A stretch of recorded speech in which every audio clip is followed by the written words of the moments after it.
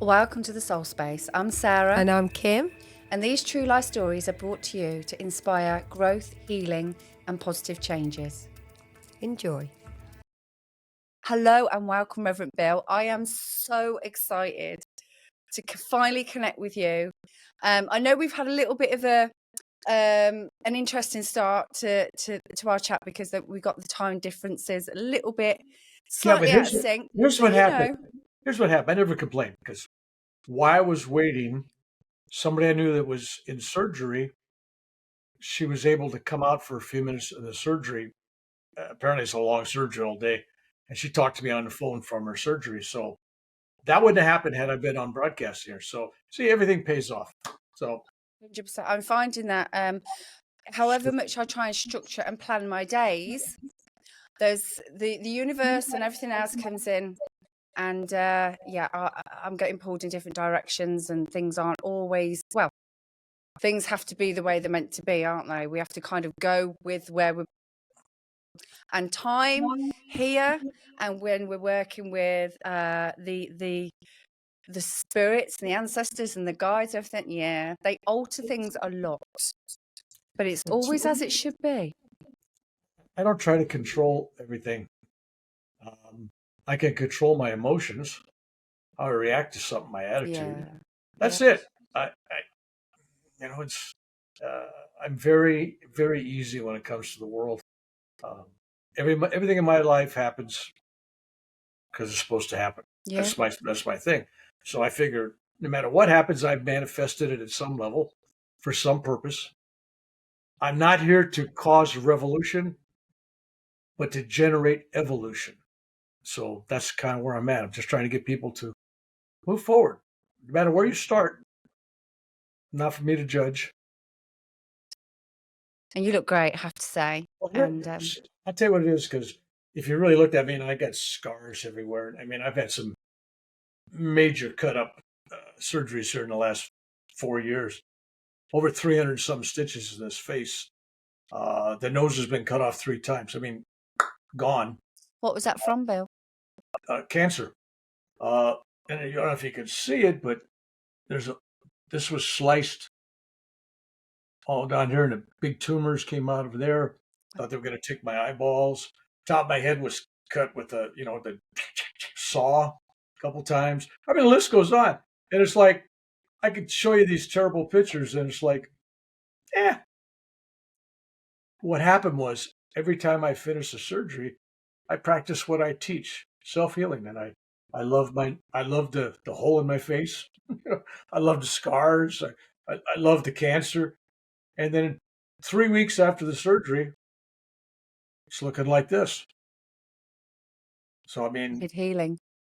And that's the power. That's the power we actually self-love. possess, isn't it? Absolutely. Self-love. And here at the Soul Space, because we're a new channel, we're gathering lovely momentum, but we're all about inspiring, uplifting, and sharing about the power of, self-love, the practices that are out there, just, as you say, evolving. And I know that you have got, because I have recently been listening to lots of your videos, and I am in awe of your story, and you have so much to share.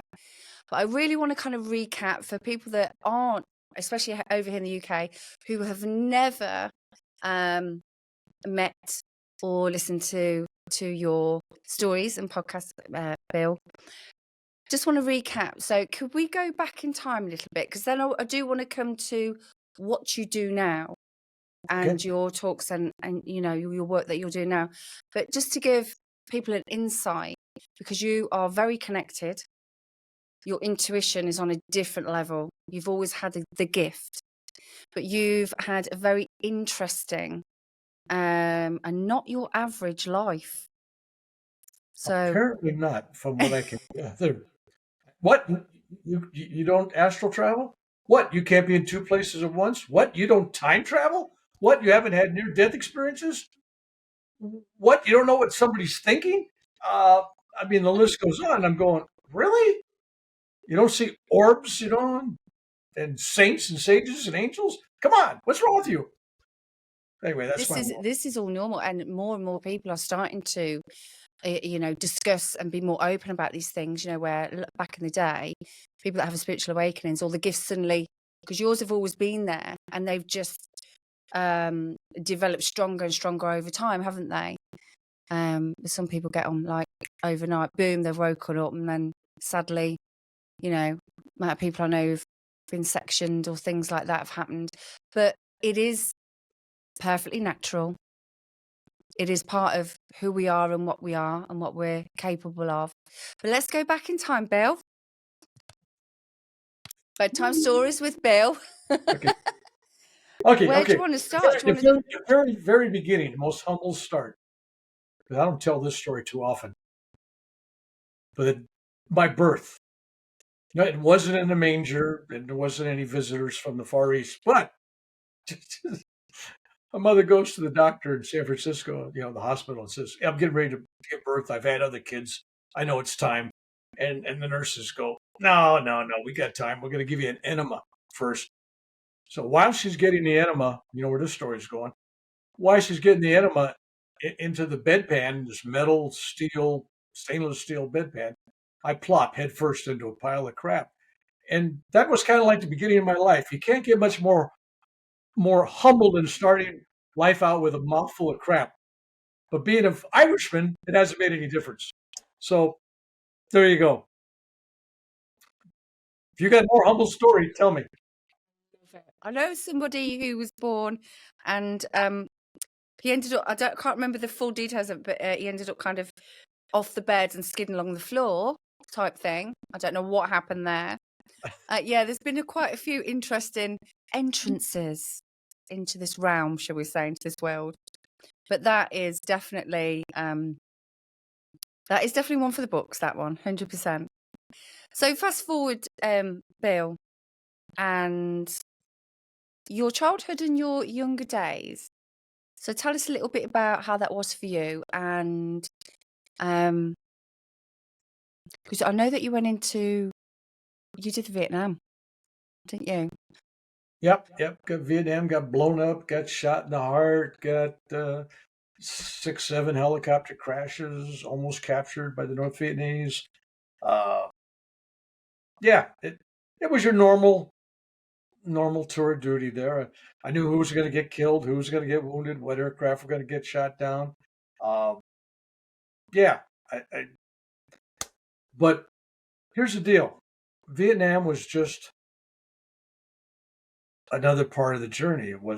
It doesn't make a big imprint on me. It was a year of my life, and some miraculous stuff happened that I was investigated by the CIA, my government, CIA, and everything else, because they go, how do you know which aircraft are going to get shot down? How do you know these guys are going to get killed? I did. I was investigated quite thoroughly. And in fact, that was in 1967. In 2005 or 6 or something, I was contacted by the CIA. They were studying my case, and were trying to figure out how I did it. I said, well, you got a few lifetimes and you want to meditate 8, 10, 12 hours a day. Well, I'll show you how to do this. And they didn't like that. They thought they could spend money and create some way to do this. I had friends that were in the Stargate program, which was the remote viewing and all that. I don't volunteer for anything. Because they have that was quite heavily invested in and utilized. It's I don't use my abilities and talents for that. It would be like me going into a casino and using my talents for that. It's wrong. It's a wrong use of energy. So if I could save somebody's life, that's a different thing. Anyway, So my whole childhood, to be honest with you, because you're looking for a beginning part of the story, there's no part that was alterly changed dramatically by anything.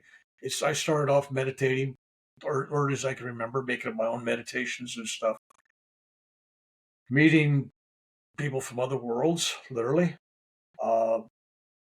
everything from angels to aliens to masters to whatever, and had a near-death experience at 8 years old, and then had Um, and then in school, I got in trouble a little bit because I went to the principal and some of the people at the high school and said, President Kennedy is going to get killed this month when he goes to Texas, Dallas, Texas. Yeah. And then he did. And it's like, how'd you know? Right? I go, no, I know. I saw the whole thing already. Did So. that come through a dream or a vision, or was you told through Well, a actually, it came guide? from Or my because near death. actually, It came from my near death experience at 8.5 years old, where instead of having a past life review, I was shown 50 years in advance. So that was just a matter of deja vu. Oh, I remember thus my title on my newest book, I Remember Tomorrow. I always remember tomorrow. I have a hard time remembering why I walked into a room or where my keys are at, but I always remember tomorrow. It's better than remembering yesterday. I can't remember the names of some, but it's very clear. The vision for tomorrow is very clear, always has been. And so that's been kind of my life. It's like my wife, when I met her in high school, I already saw that when I was 8.5 years old, I already saw her in this vision, and she was going to be my wife. And of course, she thought I was crazy. And uh, we've been married 55 plus years. I don't know, something past that. So, yeah, she was my high school sweetheart, and we met in 1960, but we didn't get married until January 3rd of 1970.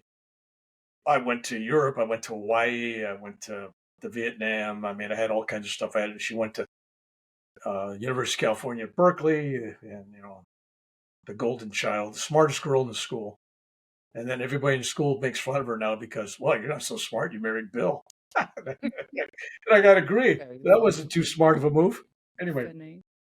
so my childhood was interesting and unique, but it was always, I mean, even at the age of 8, 9, 10, 11, 12, I was into yoga. I was into Tibetan philosophy. I was into Indian culture. I was into metaphysics.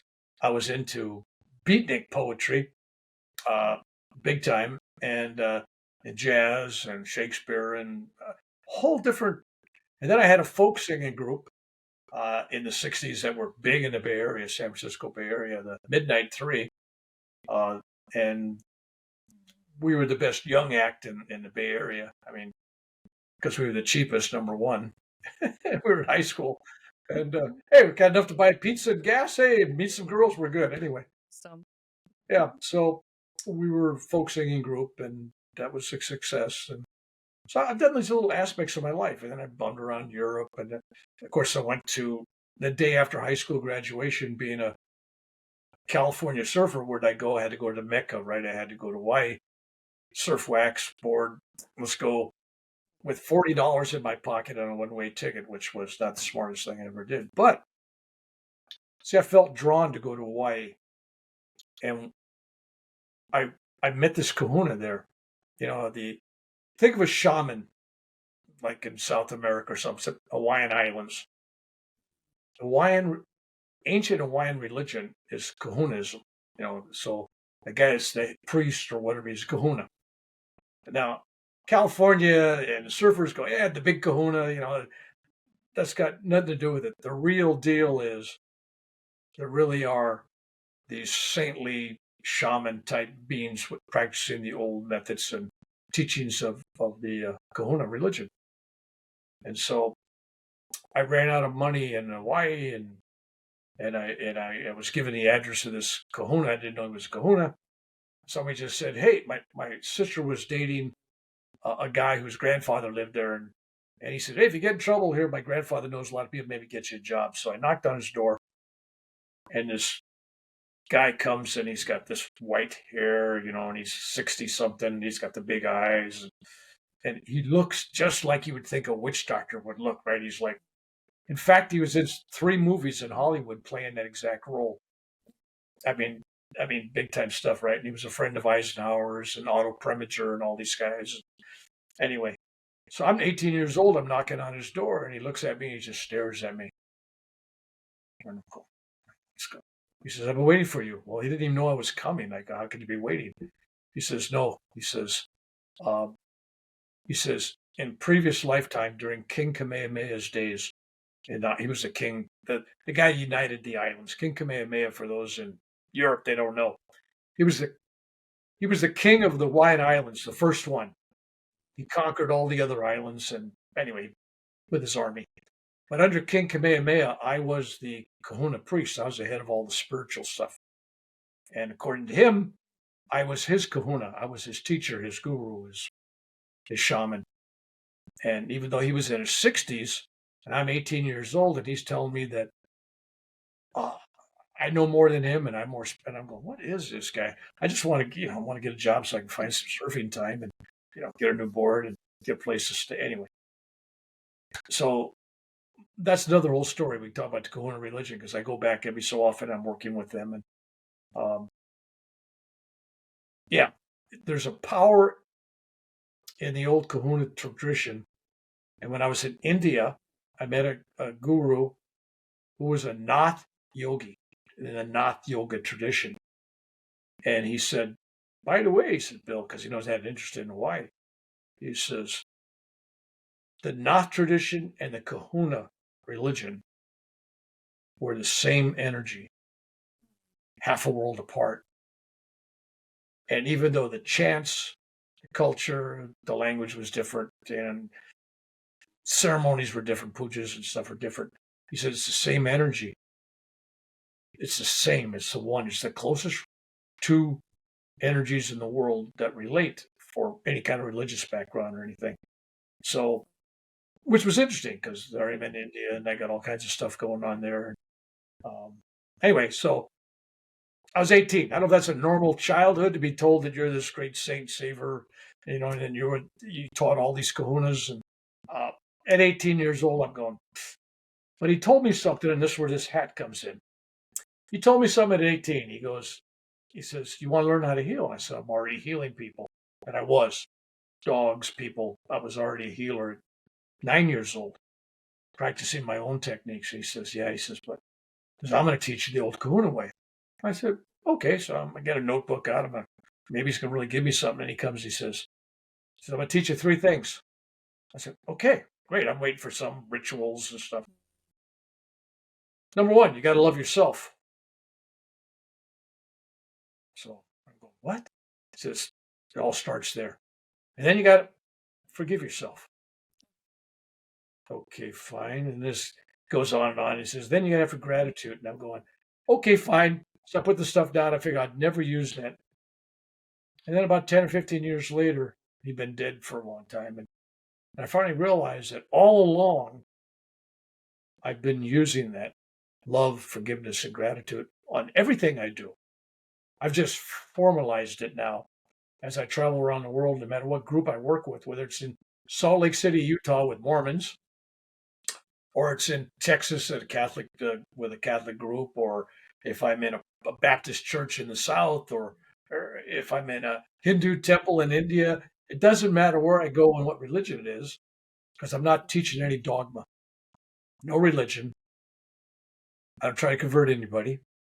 If it makes you happy, believe whatever you want. Call God anything you want. God don't care. Jesus wasn't a Christian. Buddha wasn't a Buddhist. God has no religion.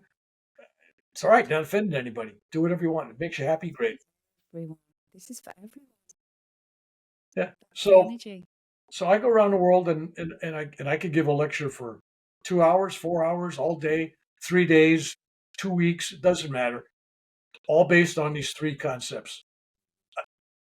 And it's just how deep you want to go into that, because love is very deep. And it starts with loving yourself, which people don't understand. I'm teaching a self-healing workshop like in Switzerland and in Germany in particular. And these guys go, what's DOS? What's self-love got to do with healing? I go, that is the foundation of all healing. And it's also the lack of that is the foundation of all disease. Because when you love yourself, and then you realize yourself and God are one. So when you're loving you, you're loving God. When you're loving God, you're loving you. And if you're loving your neighbor, you're loving God in your neighbor, and you're loving God in yourself. It's the greater us.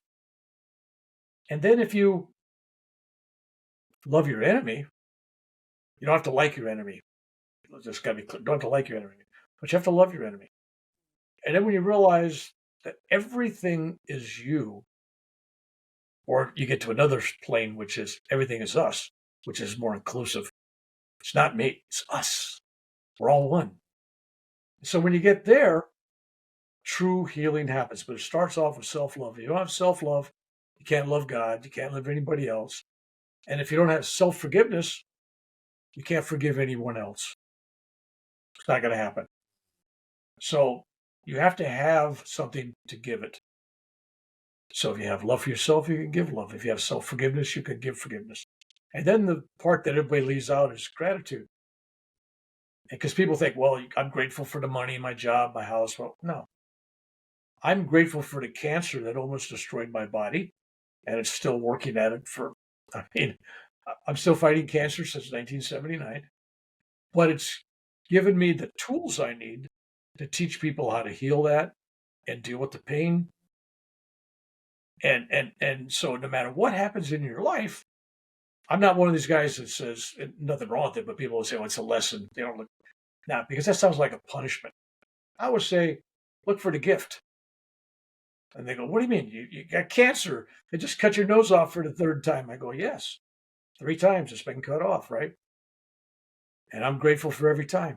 I've learned something for every time it's got cut off. And then my credentials for other people to see how healing works, when they see me and then they see the nose off and then they see me 3-4 weeks later and I'm back looking like this, wow, they become very receptive to healing. Oh, it works. Yes, it works. It's not magic. Self-love. Loving the cancer. Wants to love your enemy? Well, think of the enemy as cancer, right? Love cancer. It's your enemy. Love it. So, and that's the formula, Bill, isn't it? And I mean, you're testament to that. But there's also numerous accounts of people's testimonies of their own personal journeys in documentaries and books over time. I mean, in the ancient scriptures, it says about the power of love. There is a power in that. But for a lot of people who are struggling with that, don't understand what, people say, because here we do mantra a lot about gratitude. Wake up, the first thing, Mr. Wayne Dyer, I love him. I followed him for, it's the thank you. And and I had this test numerous times, even last year, the day after my terminally ill father passed from cancer, waking up the following morning, my heart's in pieces. And the first thing I said is thank you. Not because he's gone, not because of anything other than the love that was binding us all as a family around him at that time. Can't change. Couldn't undo, couldn't undo the suffering and the hurt and the heartbreak that came with it. But there was a gratitude in there for that experience, because as we were talking earlier, because we did a podcast earlier, Kim and I, there is magic and medicine in the challenges and the trials and tribulations of life. And I think these things as well really do make us find gratitude for a cup of tea and the laughter and the moments of peace in nature and those beautiful, profound moments. Without that rough and hard, we can't appreciate the soft and the love. But the gratitude is so important, isn't it? But for people that are struggling for that, they're like, well, why should I be grateful because I was abused, or this is going on around me, or this has happened and that's happened and I didn't ask for this, and I'm in this abusive relationship. What would be your advice, Bill? What would you say? Well, first off, you have to be grateful for absolutely everything in your life. You can't pick and choose. Well, I was poor. I was abused. I was in the war. I was shot, by an AK-47 in the heart, right? I was blown up. I mean, I'm grateful for all that. It's everything has given me insight. It's given me experience. It's given me whatever it is I need at that time of life. Trouble with most people is they can't have gratitude for the bad things. Well, I lost a child. How could you have gratitude for that? So first off, you should be thankful for all the years you had them. You had all that love during that time. That's a good thing. And I'm not hard on these people at all, because it's like, that's the hardest thing. You lose a child. They're not ready for a lecture. Never will be ready for a lecture. But at some point in time, they'll realize that there was a gift there. And the child, even though the child is gone, the child has taught them something. And then when they get through this period, they don't have to forget the child. They can still mourn, but they realize there's something, there's a gift there. Find the gift. And if the gift is just helping other people get through it, that's one thing, or just appreciating the love they got at that time. But they have to always realize that everything in their life was manifested by them. There's no accidents. There's no random rolling of the dice and, oh, yeah, you get cancer, you got to go to war, you got this. No, it's everything you manifested. Because people always ask me, how do I manifest these things? And I go over to their house and they got, I don't know what you call it there, but they got boards on the refrigerator with magnets, and they got, a picture of a car and a great job. And, they're trying to manifest things in their life, positive statements, and, and I am rich, I'm, all this stuff, which is, it misses the point. They're trying to create what they really need at a deeper level through things, when they really should try to be manifesting inner joy, peace, love. And you don't get that through a new car. And you don't get that through a better job or more money in the bank. Those things will last days, weeks, months, whatever. So I'm out there teaching people, if you're going to manifest something, manifest love. Let's just start there. Start and finish there. It doesn't matter. So no matter what cards you were dealt in life, like, oh, I lost this person, lost my parents, and, and blah, forget it. First off, everybody you know is going to die. I don't want to let the secret out and ruin everybody who didn't know that, but everybody you know is going to die, except for Elvis. I mean, he's still out there someplace.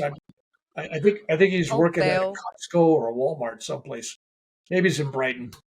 Anyway, so Elvis is still alive, but everybody else is destined for the ash heap. I mean, that's just it, ashes to ashes. So, and when you're gone, within 2 to 3 generations, nobody will ever remember you, unless you're god awful bad like Hitler. People remember him. Or you wrote some great book like Shakespeare, people might remember him. But normal people, you're gone 3 generations, you're not even a thought anymore. You got a window, people. You got a window. You've got a time. We've all got a time. Whether that time was just slightly, to touch the earth for a moment, or it was 101, or we've all got a period of time, haven't we, my lovely? And in that time, we want, and that's the whole reason we come. We want to fill it with as many experiences as we can. The light and the dark, the up and the down, the hard, the soft.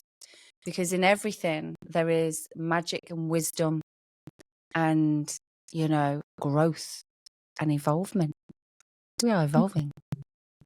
Well, I got this view that we come at the time for us, for whatever we have to add to this.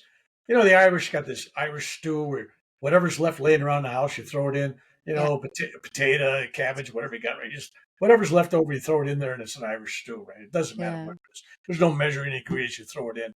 So that's kind of like you come into life when life needs your element, what you're going to add. So everybody's got to come and add something to that.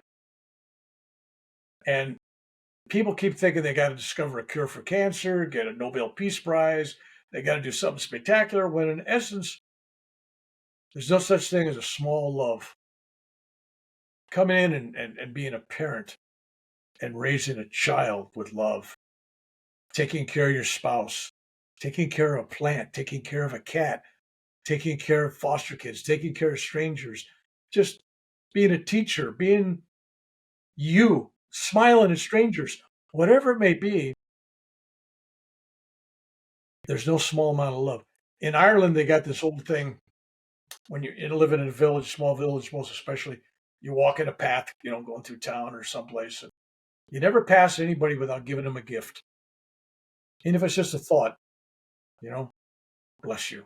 Bless you, bless you, Sean. Yeah, whatever it is. There's a blessing. There's a Morning gift. to you, leaping leprechauns, potato, blessing you. Bless you, yeah, bless you. Anyway, Jamaican. so if you give a flower, you give a prayer, you give love, even if it's just a thought. You don't pass people without making a connection. Now, if you live in New York City, you can't do that. You go crazy. There's mobs of people. But if you're living in a village, you can do that, right? But the essence is, when you meet somebody, add something to their existence that they wouldn't have had they not met you. And to me, it's to give them love. And you don't have to say, I love you. It's here. You just broadcast it. It's like radiation. It's just there. They're close enough, they'll be exposed, It's there. So, yeah, so we're here for a purpose.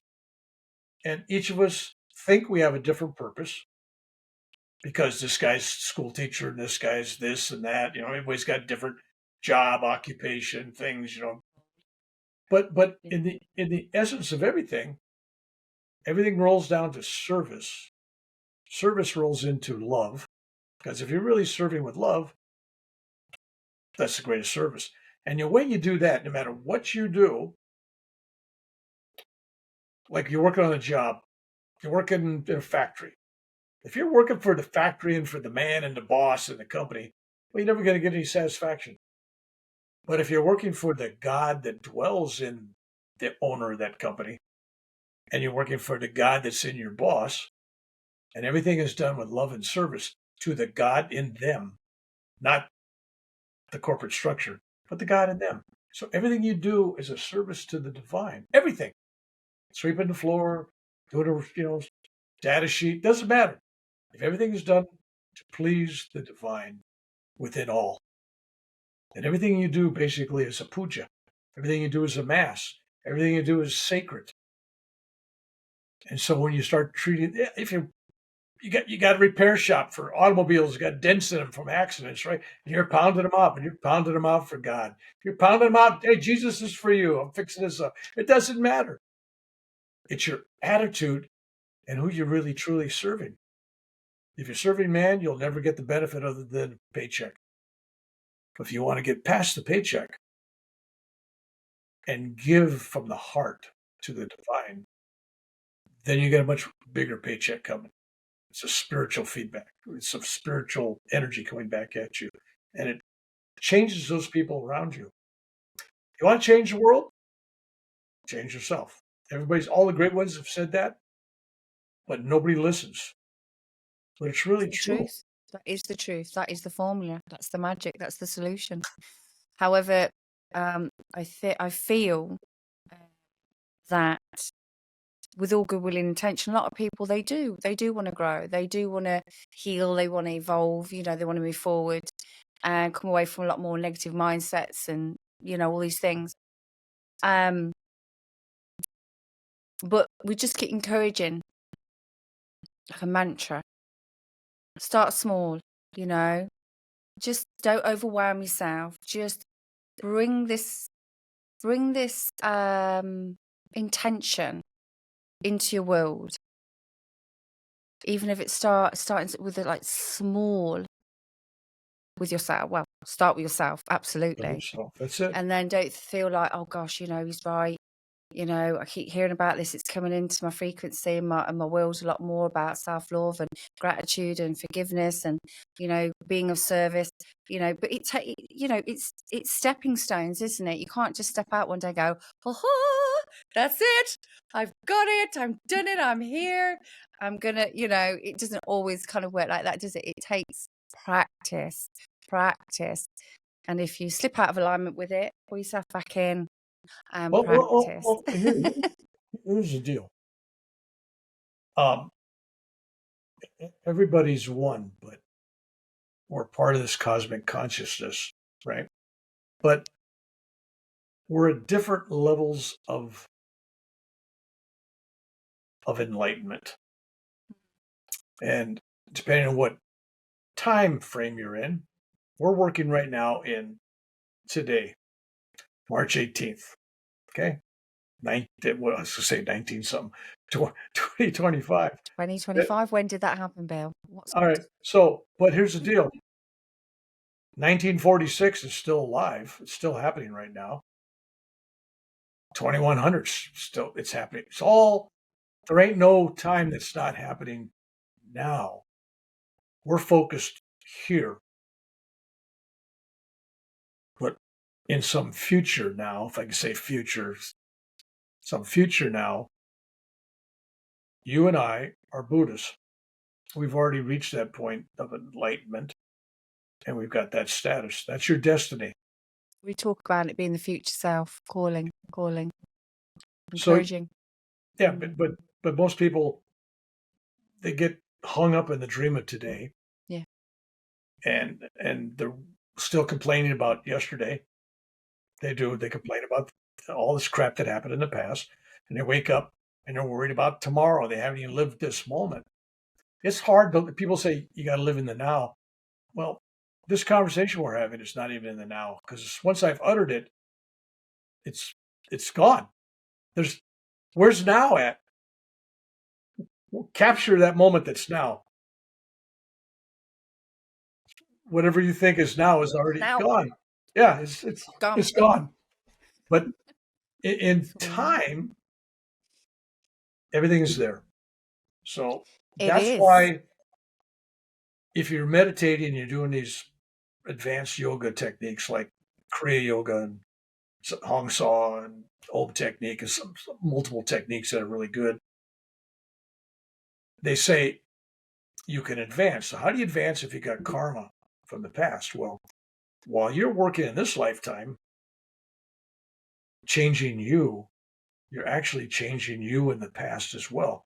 So you're actually burning karma because you're changing the old you simultaneously at the same time. And you're also changing the you for the future. So you're stepping everything up.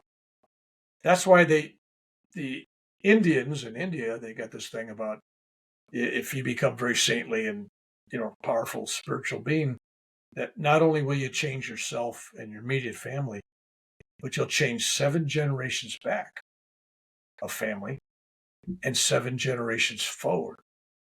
What they call I call spiritual DNA. I don't know what they call it, but it's like spiritual DNA. So you could influence your great, great, great grandchildren just by being the best you can be. They don't hear your lectures. They don't have to even know you, but you're affecting their spiritual genetics.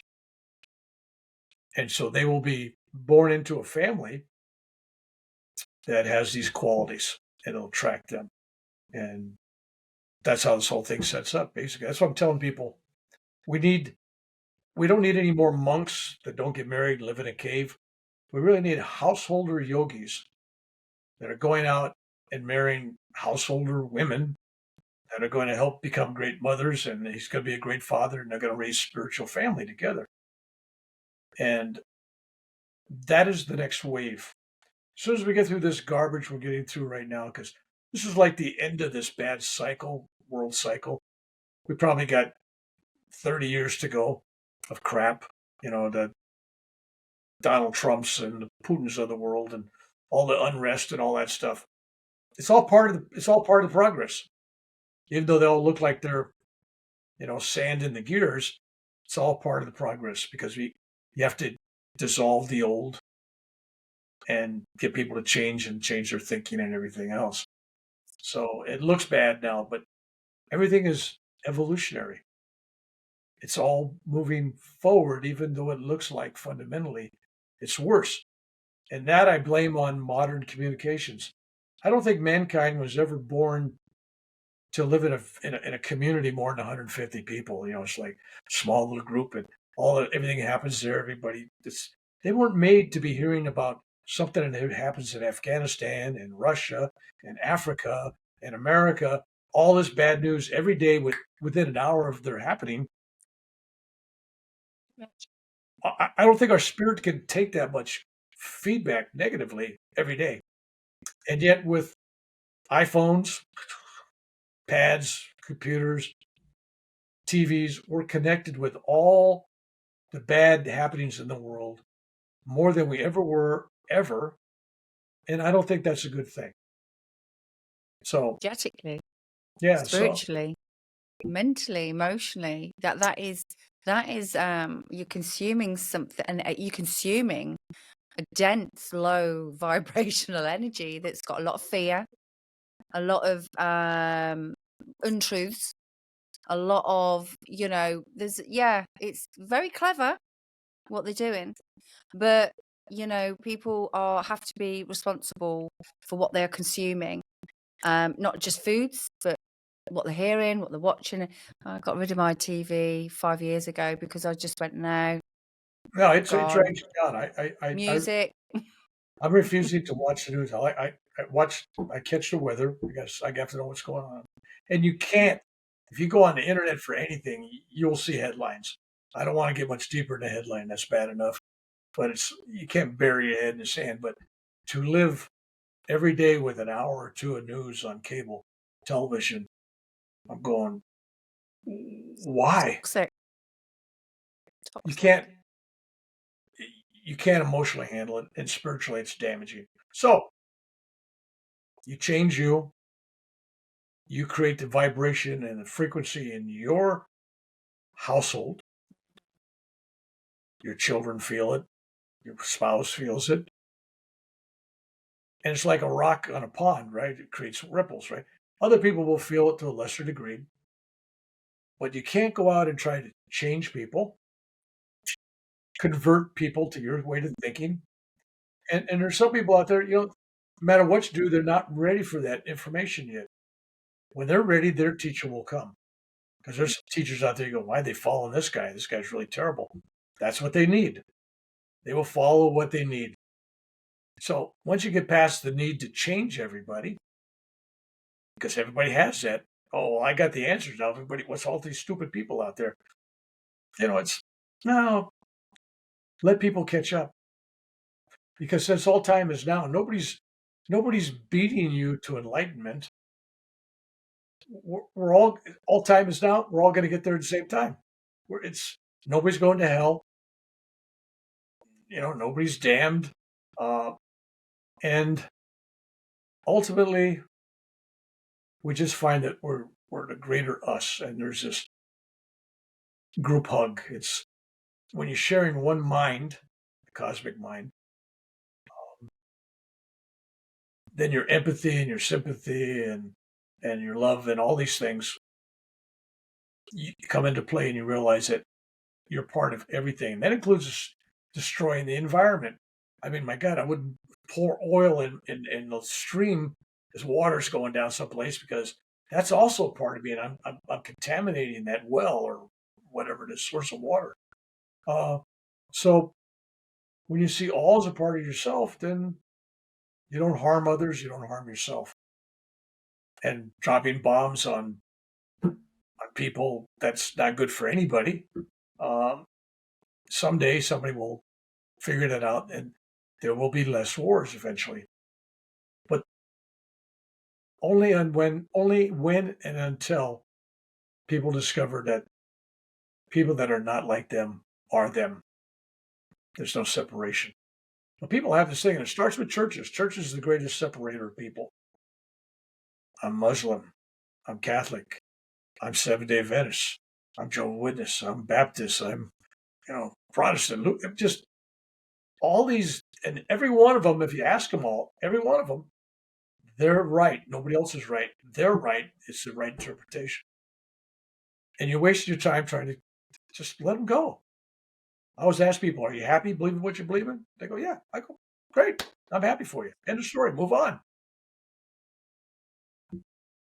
But if you're not trying to teach them dogma or scripture or convert them to any thought process other than love and forgiveness, you're all right. So when I go out and I give sermons every month, I'm serving someplace, some church, every religion you can think of. In fact, last one I gave in Britain, it was in Brighton, a spiritualist church and a unity church. A spiritualist church was the last one I gave there. And I gave them something that group could handle and they could identify with. But I found that everybody can identify with love and forgiveness. Everybody.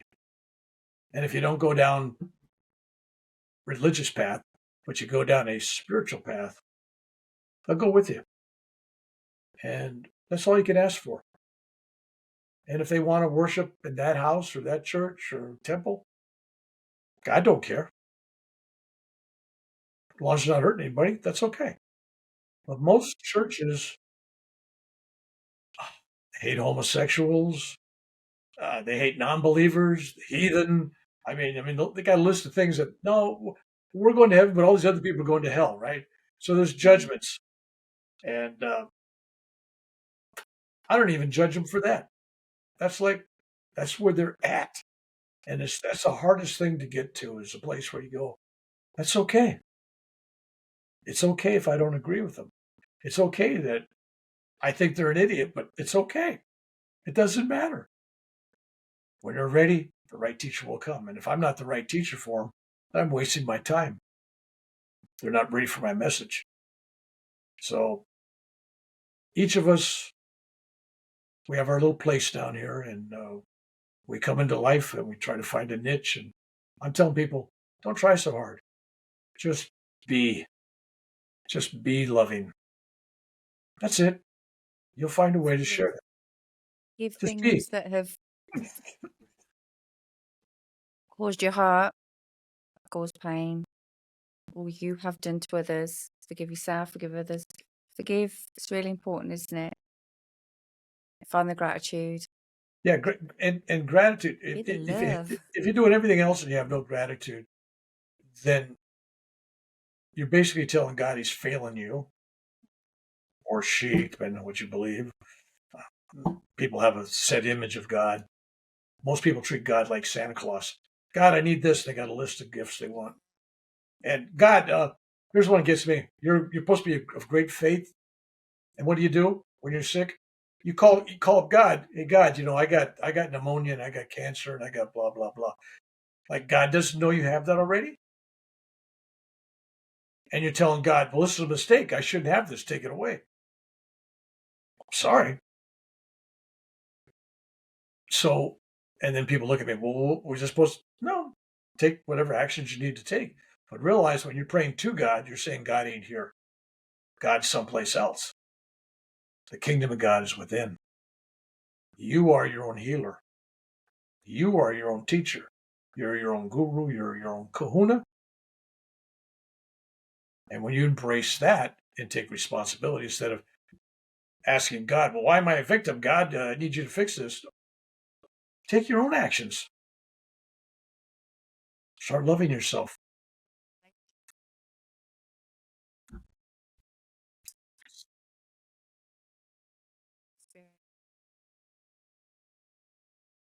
But so anyway, you asked me what I do. I don't think I answered your question, but so I've kind of got loads of questions, but I'm just loving the organic flow. I just trusted there. And had faith that whatever was naturally going to come through today, which it is, and I love that. It took me a long time, Bill, to connect with God, the Creator. But when I was a little girl, I always used to love sitting in graveyards and churches. I used to skip school. Too much going on in there a lot of the time. And they'd be the places I'd go and I'd sit and I would naturally chat. And so it was always there.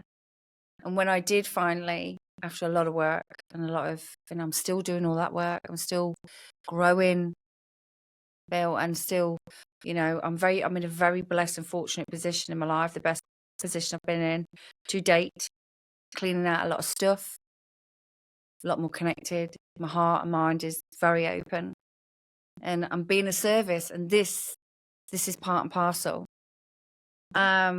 But my life is not challenge or perfect at all, challenge free or perfect. There's a lot of stuff going on which tests me all the time. However, the connection with the love frequency. Perseverance, practicing, and finally, I got it. I got the connection.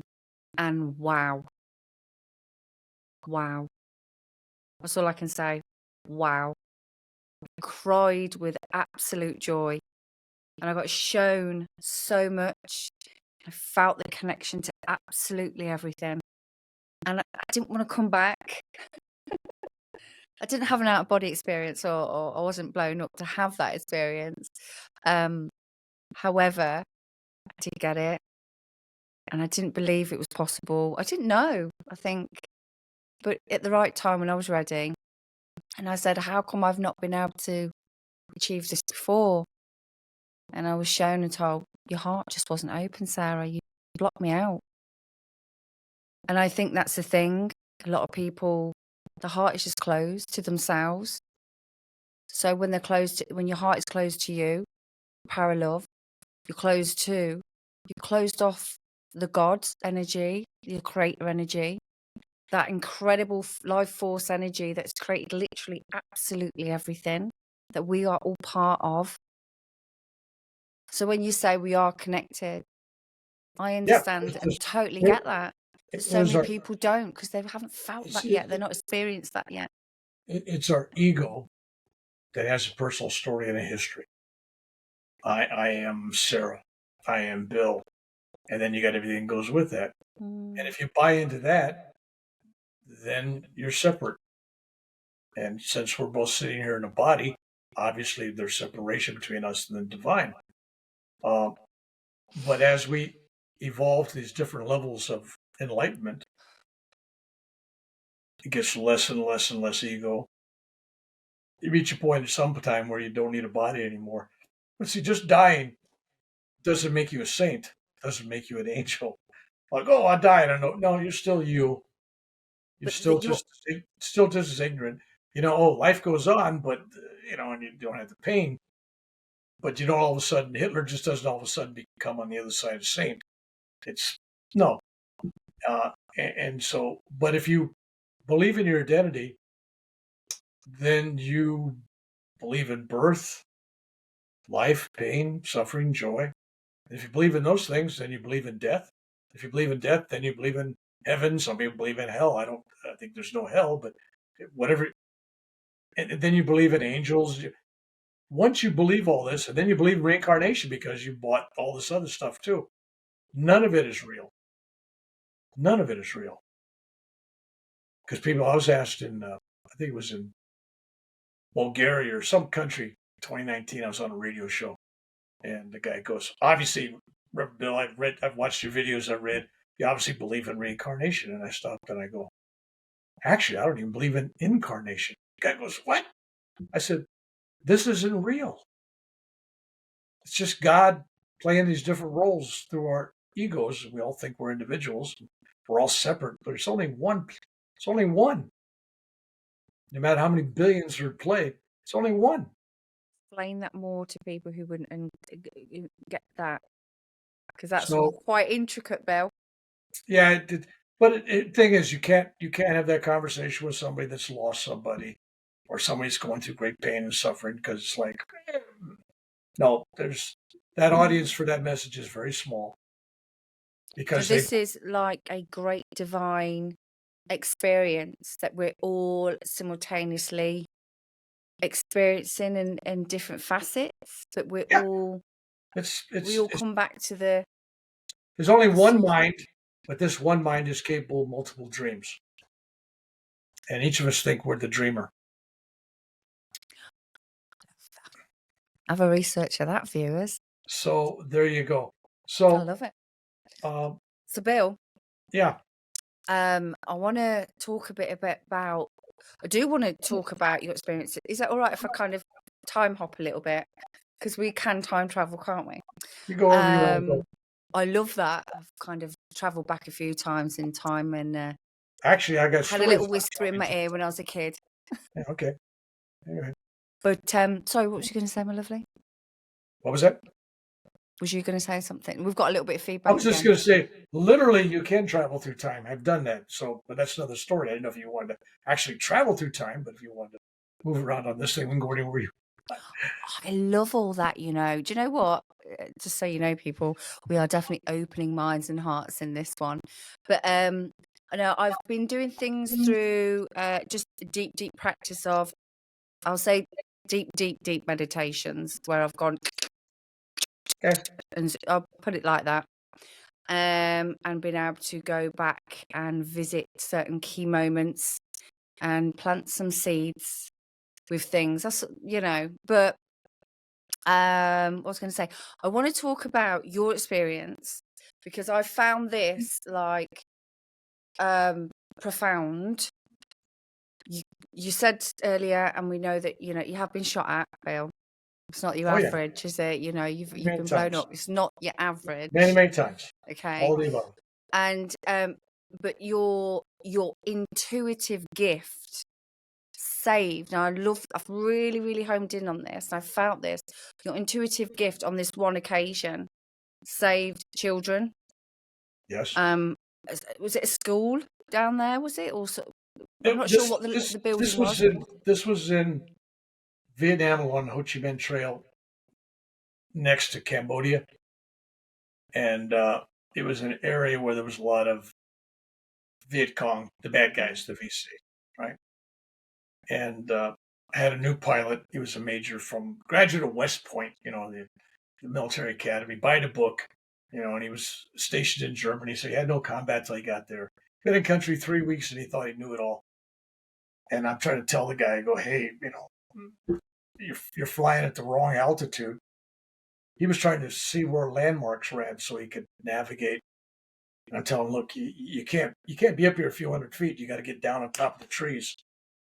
Otherwise, you're a target, Anyway, that's another whole thing. Anyway, so we're flying over this area, and he looks down and he sees what looks like enemy troops marching in a formation down a dirt road from this hamlet. And it looked like they were all carrying weapons on their shoulders. That's what it looked like. I give him credit for that. That's exactly what it looked like. And there was a guy in black in the front. And they're all wearing black pajamas. And he says, it's Viet Cong down there, the enemy down there. Go smack, get on your machine gun, fire on these guys. And I'm going, no, it's not what you think it is, because intuitively I knew. And, at that time. Oh, yeah. And plus, when I had a near-death experience when I was young, I saw myself behind a machine gun, and I knew I was going to. And this sounds crazy, like, who do you think I am? The decision I made then changed history.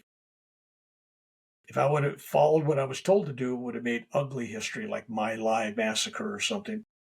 Because it turned out he wanted me to fire my machine gun on what turned out to be children coming from the village to go to the community garden, vegetable garden, and it was being led by a priest in black, of course.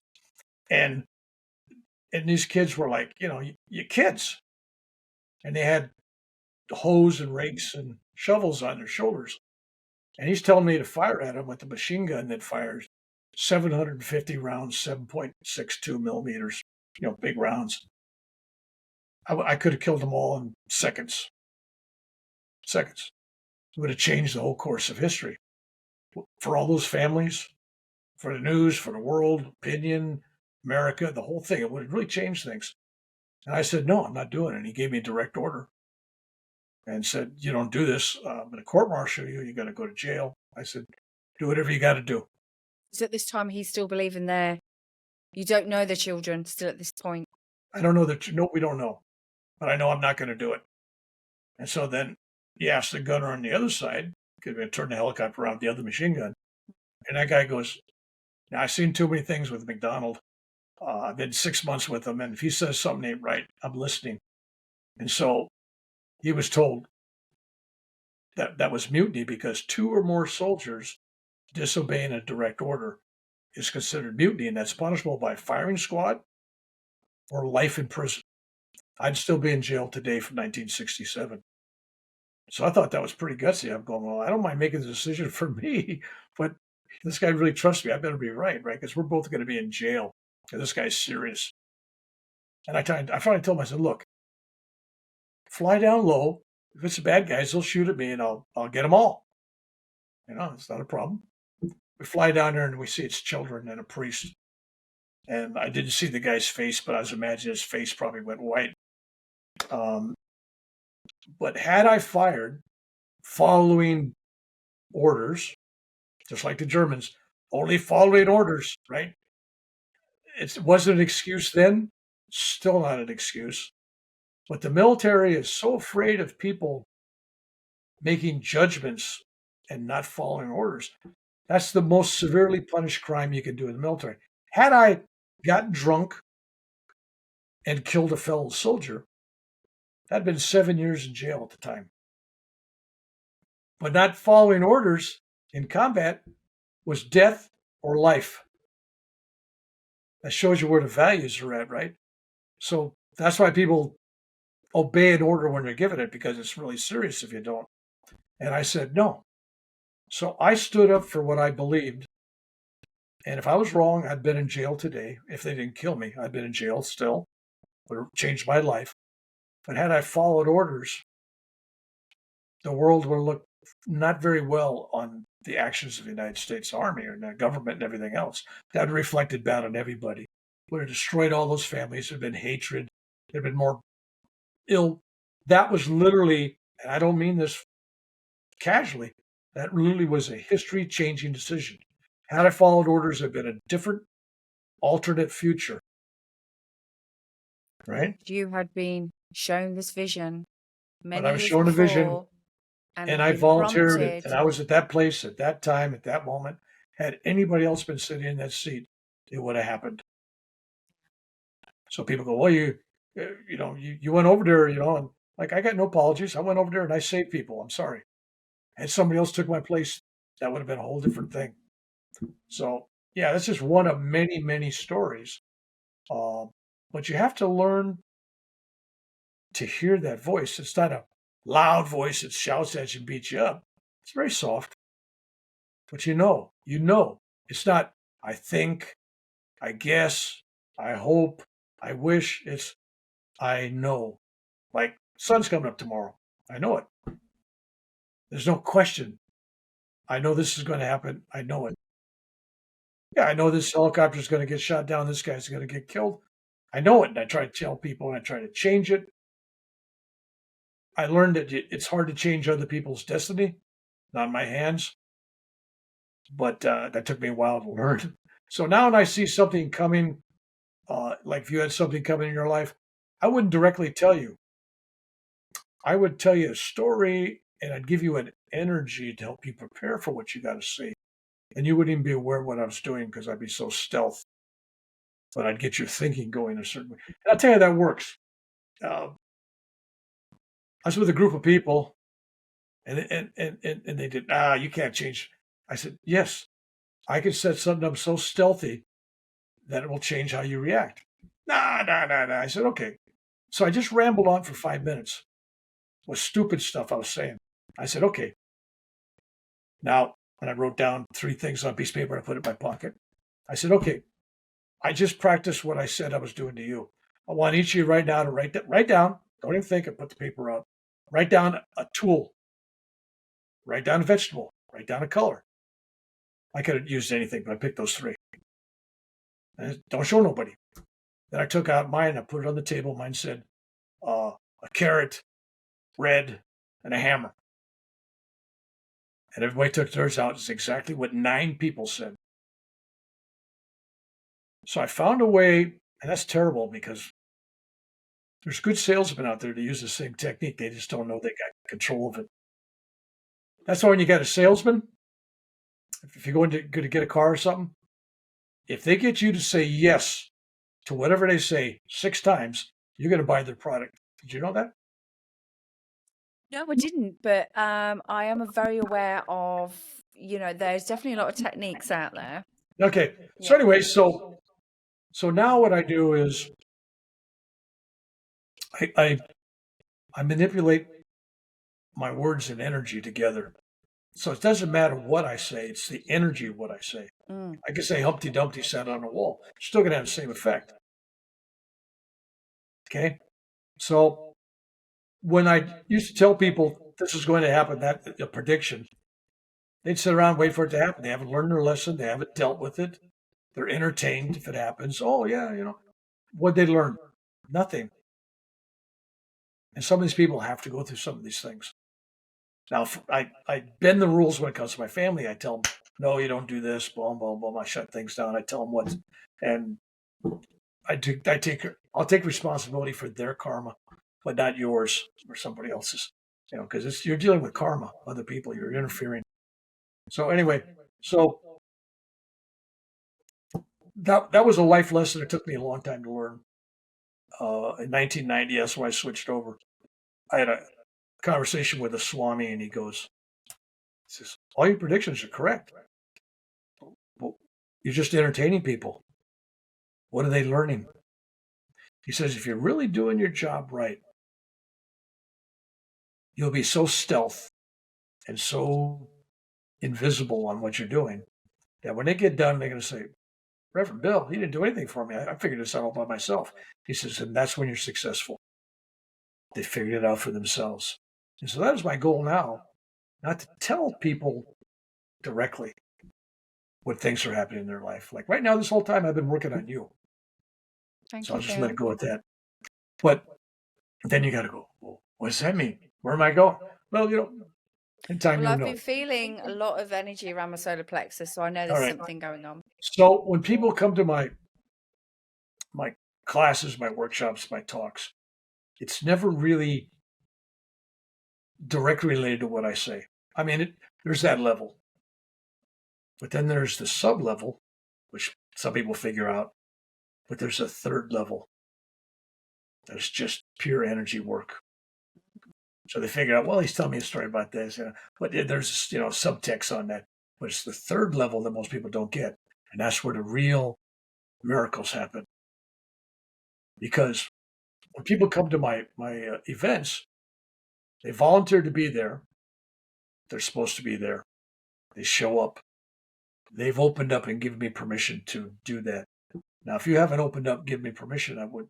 I was taking my liberty in saying you were given permission by interviewing and listening, but that's a push. But normally, unless somebody opens up and opens up their heart, I don't intrude. It's like I was in India for 4 months, most of the time in an ashram, not much conversation at all. I was just really working in silence a lot. Came back, and I ended up in Arizona spending a week with Dr. Matsumoto, the guy, the ice crystal guy, Yeah.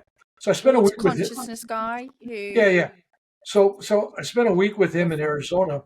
We went out to see these Native Americans and their water conferences and everything. And I'm at the hotel. And I just got back from 4 months in ashram. And I'm hearing every conversation in the hotel that night. I'm going, wow, it's just driving me crazy. I could hear everybody's thoughts. And then the next week I went to San Diego, and there was this young movie star, TV star lady was getting married. I know her since she's been born, and her mother, was friends of mine in high school. And I was picking up, I was just an overload. I had to make an effort to shut it down. I was just receiving so much. And it's not good to do. So now I only open up that channel selectively. But sometimes people are so needy when they meet me. They're needy, and they're throwing this energy out, and I'm picking up stuff.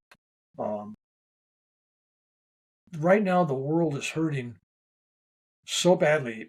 And when people watch my stuff, I attract a lot of crazy people that are going through some things. But I'm also attracting people that think they're crazy because they're going through things similar to mine. But they're not really crazy. They're just going through similar things like mine. It's hard to distinction. But they come to me, and I have great compassion and everything, but I'm getting overloaded. We are going through a period right now where there's so much hurting. So people that have any empathy at all are overloaded. Impacts. I mean, they're shredded. They can't be any more empathic. Come on, stop help. They got to shut down the machines. So I'm trying to reach a place where I can teach people to kind of level these things out without ever saying that. But if they come to my workshop, I work with them. So I got a program that's hidden in my program, um, kind of like subliminal messages, but it's at a different level. So you're coming for a healing, self-healing workshop, and I'm talking mind, body, soul, the whole thing. And I've not had one on the hundreds we've done. There hasn't been some type of miracle that day, the next day, or a couple days later. It's always a miracle. Always. I mean, big stuff, little stuff. And to me, though, the real miracles is somebody just comes away from there learning to love. And if I get them to love themselves, that's where all the work's at. And they don't realize that, because you could cure them a disease, help them cure a disease or something, but they haven't. It's like pulling a weed out, but you didn't get the root. The weed's going to grow back. So these people that kill the root, they don't kill the root. They just kill the weed on the top. And it's going to come back to them some other form or manner. So every illness, physically, mentally, or spiritually, is spiritually based. And it's based on how much separation you have between you and the source, the creator, the love that's everything. The more space you have, the greater the chance for the illness. So that's kind of where I'm at. That's kind of what I do. And I've not been rejected worldwide. I mean, in Switzerland, India, even in the UK. I mean, even in Wales, for God's sakes, everybody was opening my message, right? It's like, come on. So Wales is beautiful, boyo. I caught pneumonia there in the summertime in Wales. Middle of summer, I caught pneumonia, and I'm going, when is the summer there? Every time I've been to Wales, I've never been there where it hasn't been the same weather. I'm going, is this repetitive? Is this a replay? It's wet, cold, overcast, a little windy, always damp. And I'm going, it looks like the world's black and white. I wonder why there's no beautiful color movies coming out of Wales. And anyway, I'm part Wales, but mostly Scotch and Irish and Norwegian, if you can believe that. Viking blood. I think everybody in England is Viking blood. They were everywhere. But so that's it. So worldwide, that's what I'm doing. Probably going to go to Asia this year. Yes. We spoke earlier, didn't we? And that you said you're coming back to the UK. I'm going to go to UK. Yeah, I'm coming back. I probably, there's a healing center there. I'm trying to think of the name of it. I can't remember what it's called, but there's the guy that had this beautiful estate and he turned it into a healing center. Where is it based? Oh, is it Oxford? It's not too far from Brighton, about halfway between London and Brighton, I think. It's not one of the Brahmis Kumaris, is it? Or so some kind of... Yeah. We'll find out the information, let people know, because it'd be lovely to get you to come up our way as well. Come up this way, Rev. I will hang be out back with the Soul Spaces. We'd love to have you over. We'll be back. I will definitely back to Brighton. I'll be back to this other place. And I'm not going to do London again. It's just too pricey for me. It's just too. There's no place for people to park when they come. And it's like London is a lot of a lot. It's a lot of a lot, Bill. That's an overwhelming. Yeah, and I'm only an hour away from London. I go in and I get out.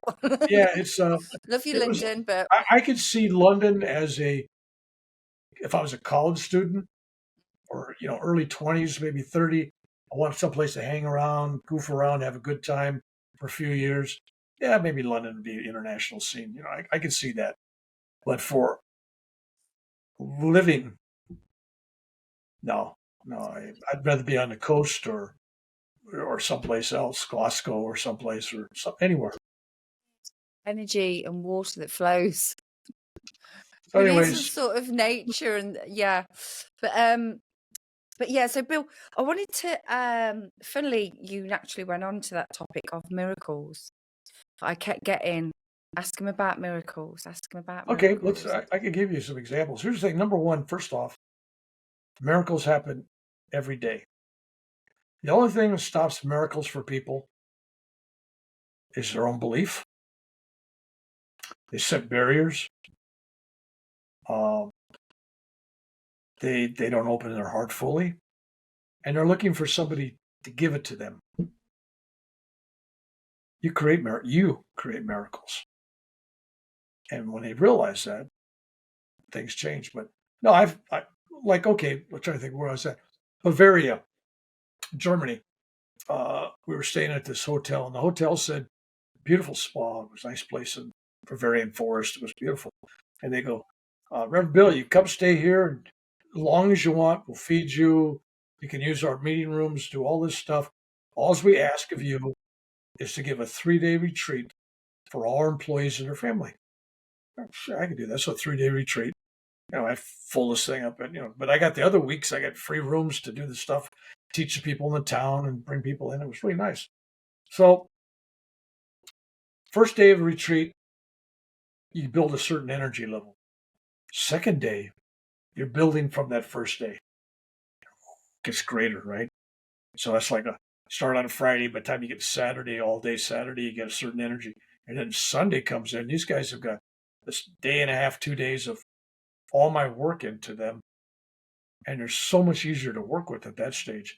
So we're starting the Sunday, and this German lady she's crying when she comes in, older lady, and so I asked my friend David, my interpreter, to talk to her, find out what the problem was, and he goes, she called her sister. Her sister was in hospice, dying of I don't know, some kind of cancer. Bone cancer, something really bad. Something was really painful, and I can't know exactly what it was. But when she called her in the morning to see how she was in so much pain. She was just crying and sobbing on the phone, and she couldn't get any conversation with her. And so she hung up and came to the last day of this retreat. And then she looked at me, gave me that look, and I said, okay, let's hold that thought. And before we went to lunch, I said, okay, I gathered everybody in a big circle around me, huddled in. We're all going to shout out. We're going to put our hands up and send Om healing love. I said, I got no control over when this person's time to die is. That's not mine. Everybody has their own time. Can't change it. I'm sorry. But comfort and pain, we're going to send healing energy for comfort and pain for her. Right? And whatever comes from that, that's hers, right? And we, boom, did our thing, sent it out. Lunch is over. Lady comes back. She's all smiling and happy and everything. She tells the interpreter that when she called her sister said the exact time that we had sent the group prayer to her pain, all of it, 100% of it went away. And she was comfortable. And that was like last May, I think. May, end of April, May. And a few months ago, I got a note saying she's still healthy. She's still pain-free. Everything's going well. I said, okay, fine. So I have no clue when that's, I don't take any credit for it, but because I always taught people that if you believe, it's like a good placebo. If you believe and you're open to it, almost anything works. We can really do something. But then I started doing these quote unquote remote healings at every event after that. And every remote prayer we sent out was just as miraculous as that one, without the people even knowing it. Like the next one I did was in Los Angeles, over by Pasadena. And there was this church. And the pastor, I gave a sermon there on the power of love, of course. And then afterwards, we had everybody gathered in this big room in a healing service. And so I take 2-3 hours to practice self-healing on them. And in the middle of that, I'm walking around, everybody's sitting at these round tables, and the minister's sitting there. There's people around the table, but nobody's hands or feet are touching the table. It's just their separate chairs are back. And I go over the table, and I'm giving a hands-on energy of healing for this woman there. And about 3 feet away from her is her water bottle. And when I put the hands on there and started charging her, the water bottle turned into like a geyser. It was. Then I put my hands off and it went. The minister saw that and I go, "You saw that?" And she goes, "I said, watch again." I did it again. Make sure nobody, I'm looking around, nobody touched nothing, right? And then stopped, right? So then she goes, "Hey," she says, "can you do remote healing?" I said, "Well, there's no such thing as remote healing." She goes, "What do you mean?" There's only one place. Here, close your eyes, we're all in the same place, right? So yeah, we can do it. She says, "Well, we got this person that belongs to the church, beautiful lady. She had a stroke. She's been in a coma for 3 weeks unconscious. And they think she's going to pass over. I mean, what are they going to do? I mean, they can't do anything for her." And I said, "We're going to send her healing love. Let love determine what it wants to do." Right? So whole group, we send up Om, and all this kind of stuff. And next day when I'm home, I get a call from the minister saying that lady, the next day or that evening or whatever, sometime shortly after that, she woke up from the coma, had a meal, fed herself. If you've ever seen anybody that come out of a coma, they're not feeding themselves, they're stroke, She had a real stroke, but she fed herself and was able to talk. And she was starting therapy the next day. Got a message from that person. The person's pretty much recovered. So that's two remotes. There's more examples. You want examples of miracles. I've had them come in there needing operations and surgery a few days from then. I give them the hands-on, and then a couple days later, they go, "I went to the doctor and we canceled the surgery. There's nothing wrong." "Oh, okay, great. I'm happy." End of story. I don't get excited, and I don't take credit for it. I tell them when they try to, I said, "What's the name of the class?" "Well, self-healing." "Duh, self-healing. All I'm doing when I put the hands on you is charging your dead battery. It's like you had a great car, but the battery's not strong enough. I'm just giving you a little current, but it's you healing you. I don't want to take credit. Only the source heals, but the source is the same source in me as you. Because you got too many people out there doing healing and they always take credit for it. I'm the healer." No, there's only one healer, the source. It's all one. Soulful and be the instrument. The channel. Be the channel. So it's and like. Would you say that the love is the activation for that channel? Love is it. That's all there is. So just by teaching people to love themselves, I'm seeing healings physically, mentally, and spiritually. Yeah. Boom. Yeah.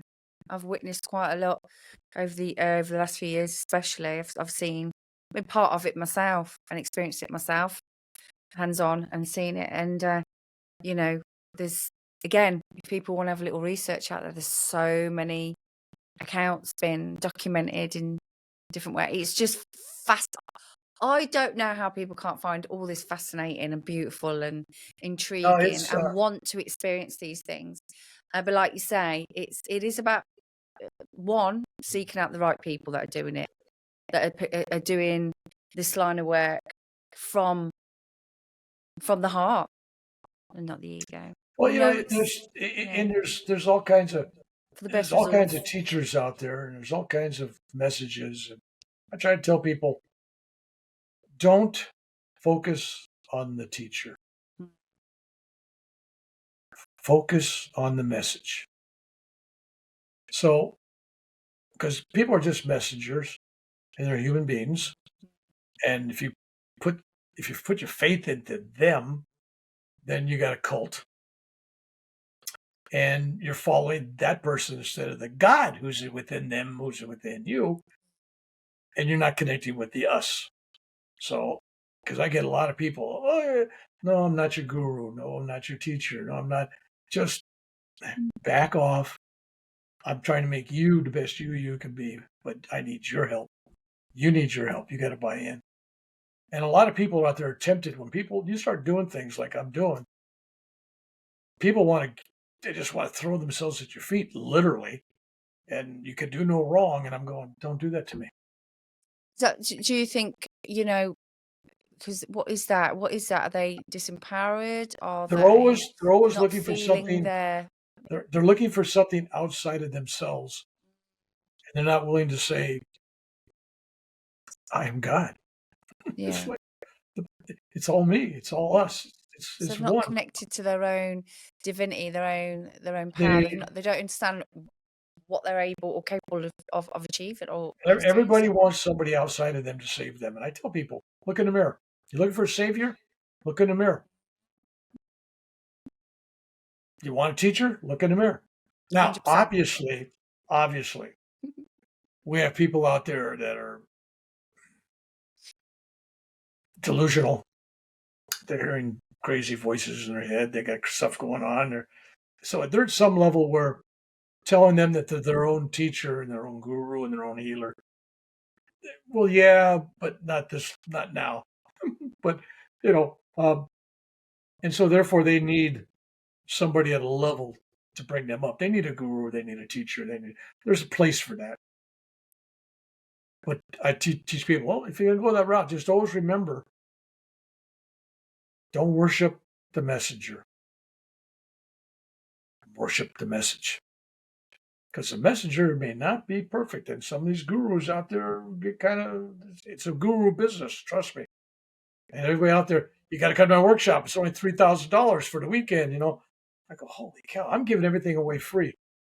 And I'm going, and people will come to me and they'll do all my stuff for free. Then they'll go to one of these $1,500 3-day weekends someplace. I'm going, and they get crap from these people. And I'm going, so when people spend money, they think they're getting something. So the people that are coming to me are supposed to come to me. And that's the way I handle it. That's my responsibility. And I've seen their faces. I know who's coming. And they're going to receive what they're able to receive. In other words, if they come to me with a cup and they want water for my soul, I'll give them a cup. If they come to me with a thimble, I'll fill the thimble. If they come to me with a bucket, I'll fill the bucket. If they come to me with a swimming pool, I'll fill the swimming pool. If they come to me as the ocean, open to everything, I'll give them everything there is. I can only give them what they'll hold. And a lot of people only come to me with a thimble. Just fill the little thimble up, the cup, they're happy. They're not ready for more. And so for me to make judgments on that or to get irrational and I go, no, you know what? They're not ready. But in the future now, I just planted the seeds. Future now, somebody will cultivate those seeds. It'll grow. So sometimes I never see the results of what I'm doing, but down the road, it happens. So there you go. Bill. I love you, Bill. I do. I just find you so fascinating. Bill, talk about energy work. Yeah. I love it. So I'm going to come over and visit and see you, partake in one of your California sessions, because I'm always looking to expand and learn and grow and experience more. Anyway, I'll throw something out to you, because next year, 2026, I'm going to stop doing these individual workshops. What I'm going to be doing is I'm going to be doing people that want to practice this at a teacher level. And so I'm only looking for those people that want to perpetuate what I'm teaching, because I'm over time. I'm past my time. I'm supposed to be gone. I mean, let's put it this way. I've had congestive heart failure for over 20-something years. That's off the charts. I mean, I should have been dead, right? 36 heart attacks, you name it, everything, blown up shot. I'm past my time. I know I'm past my time. But I have time given to me because I still got, more. Like I wrote 4 books in the last 4 months. So, I mean, I got books, I got videos. Well, my main gift is I'm looking for dozens, not hundreds, not thousands. I'm looking for dozens of people that want to teach what I'm sharing with the world at their level with their knowledge, because I've given up looking for somebody that's like me. I thought, well, it'd be easy to find people that meditate 8, 10, 12 hours a day and go to India for 3 or 4 months at a time and live in a cave for a month. No.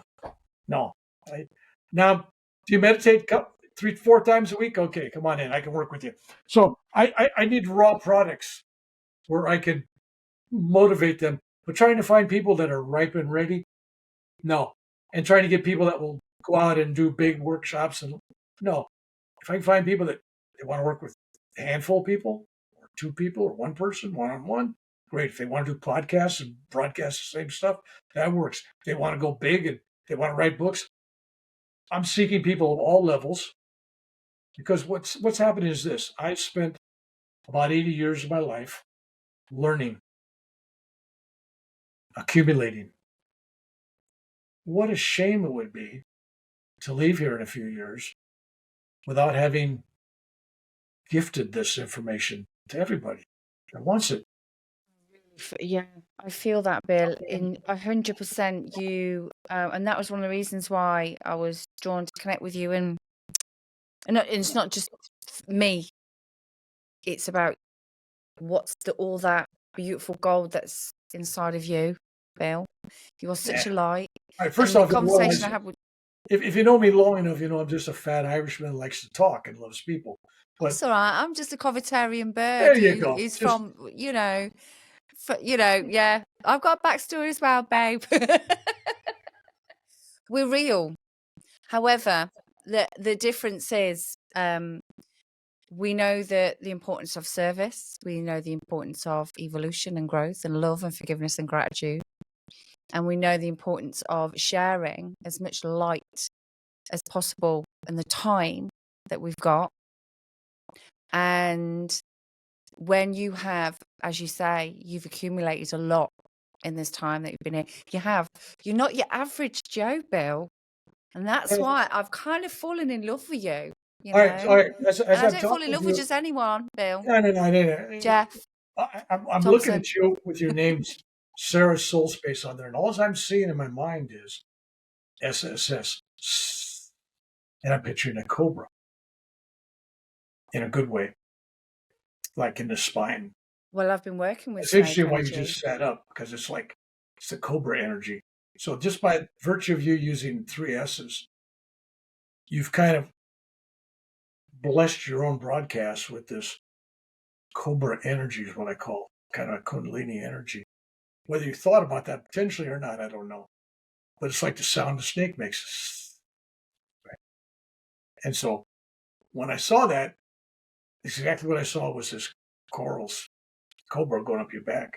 Anyway, I don't know what that got to do anything, but that's just I love that. But actually, Bill, you're absolutely right, because I have been working with a lot of the Kundalini snake energy, and the soul space name was dropped in and given to me, because I was asking, and what we're going to call it, and then it dropped in, and then my partner, who we duo with the interviews sometimes, Kimmy, she had a couple of ideas, and we wrote them down, and I said, right, we're going to fold them up. The soul space. There you go. The soul space. And do you know what? There is so much power in words, as we know. Sounds, frequencies. Everything's got an energy. But that was, my heart was warm. My solar plexus is whirring. Yeah. So I know what you mean. Because when your name was mentioned, when Tony Summers and I had a really good conversation, and he mentioned you. Who's this? What's his name? And it was like my ears suddenly went. You just know. And there's been very few people in my life, and they've been mentors or turned out to be teachers. And the feeling that I had when I was hearing your name and hearing about your story, because then I just said, right, I've got to go and research this guy. I've got to connect with Bill. I need his frequency and his teachings and his stories over this way. I had it when I met Jeff, mutual friend of ours, Jeff Thompson. who became quite a pronounced mentor in my life through the writing to start off with. And then he mentored me through all my stuff when I was cleaning a lot of stuff out of my life. And now we're friends. And bless him, he was my first guest on my episode. You know, so there's been evolution there, but going back to that feeling, I had that with Jeff. I've had that probably with one other person, and I've had it with you. So I just want to share that. I know you have got the most, you've got light, you've got teachings, you've got the wisdom. And I think there's somebody you need to meet. Okay, I'll phrase it. There's a guy in England, outside of London, or he's getting ready to sell his house. I don't know where he's going to be at, but Raymond O'Brien, who's a medical intuitive, and he's actually licensed there. And I didn't know they had that, but he works in a hospital there, and they bring somebody in when they can't figure something out, and he'll say, I see this. He points things out, and they find it. oh wow! And he's also an animal whisperer. He's really good at horses and birds and fox and stuff like that. Wow. And so, in fact, when I was there, I was working with the royal family, and they had some camels. They had 4 camels, and a couple of them were having some problems and stuff. I said, I got just the guy. They could figure out what's wrong with the camels. This was over by Stonehenge, wherever that area over there is called, and the Duke, the Duchess and the Duke. Anyway, they had these camels, and so he came out there and he worked on their camels for them and everything. And they were happy. So, but Raymond O'Brien used to be a rock and roll bad guy, and then he had this multiple heart attacks. I don't know, 10, 12 of them in a few days, and he had all these near-death experiences, and it changed him. It woke him up to what he's supposed to do, and he's really, really good at diagnosing, and like for especially animals.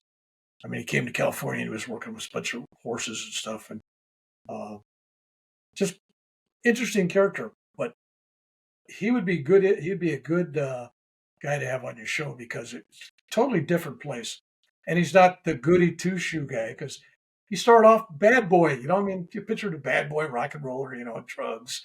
You know, rock and roll, the whole thing. I love that. That's what.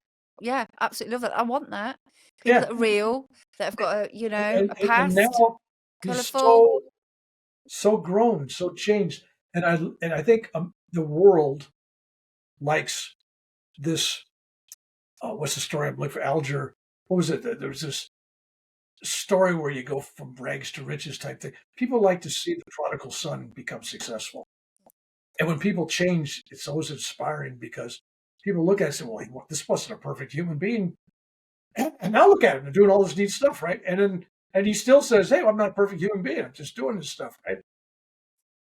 But he's a friend anyway. So he sounds intriguing. Yes, I'll have to definitely contact and see if he would be. Yeah, I love that. Absolutely sounds fantastic. Raymond O'Brien, it's on Facebook and everything else, but Raymond O'Brien, and I met him in Philadelphia when he came over. I was a keynote speaker at an IANS conference there, and he came over as a speaker as well. And so we met there. That was 2019. Had a great time. And then my last trip to England, he was with me was he with me in London? But I know he was with me in on the coast, Brighton. It's at the place Brighton. And it's lovely. We like Brighton.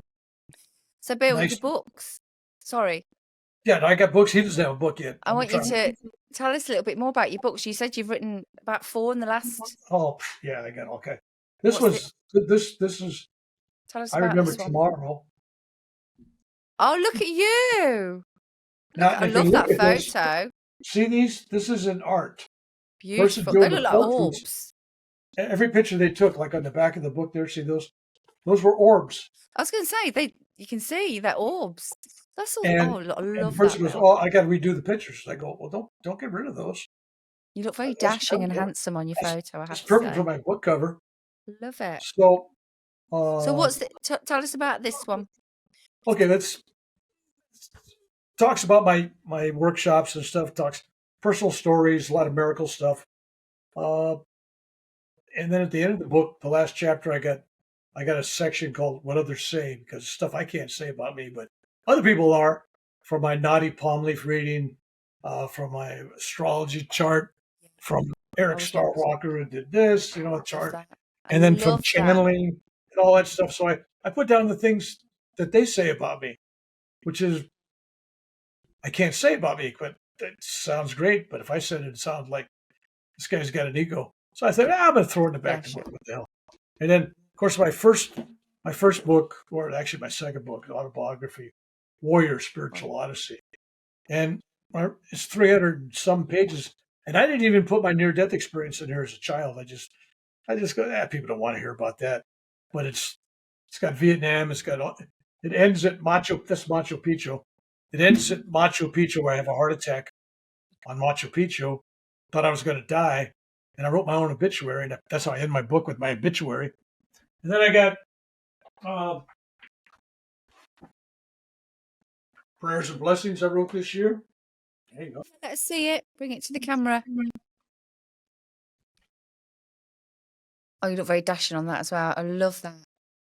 Okay. So, okay. And then take note, people. Read these in that order. Go from Warrior first, then to that one. These are ones I just did. Then I did.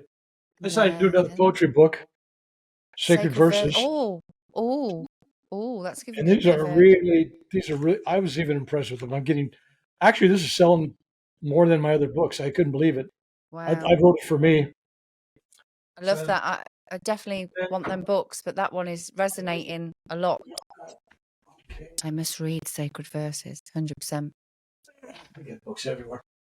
All right, then there's this one with my many trips to India. Alchemy of a Warrior's Heart. Talk about all these gurus and neat spiritual things happen. And my out-of-body experience where I transport to two body experience. Wow.